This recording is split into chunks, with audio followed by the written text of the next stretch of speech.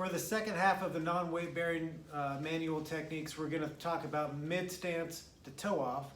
And in that sequence, obviously we want the foot to transition from a mobile adapter to a rigid lever that it can push off of with adequate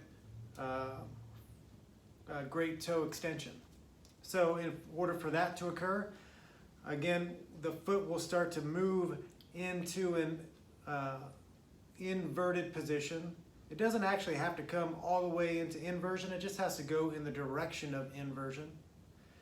That will be coupled with lower leg external rotation and forefoot eversion, allowing for greater range of motion of great toe extension.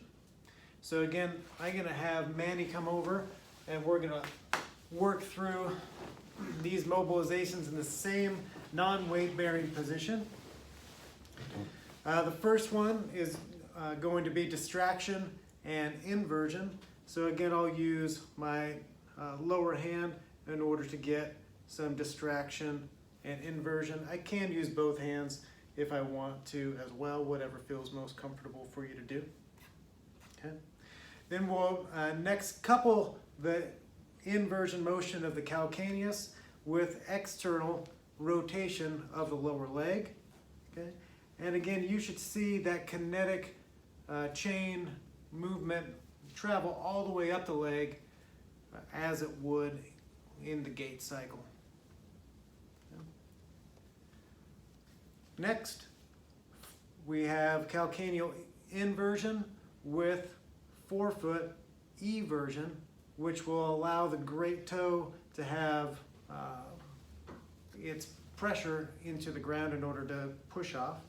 And so I'm going to grab the outside of the I'm going to grab the outside of the calcaneus with my left hand and work the forefoot into eversion. So almost like, again, kind of wringing out a wash rag in that motion. Okay. Lastly, I want to focus on the first ray. So I'm going to invert the foot, and that will allow me to work on plantar flexing the first ray, which we would want to do down into the ground. Okay. And I could even work that if I hold the foot in an inverted position and evert.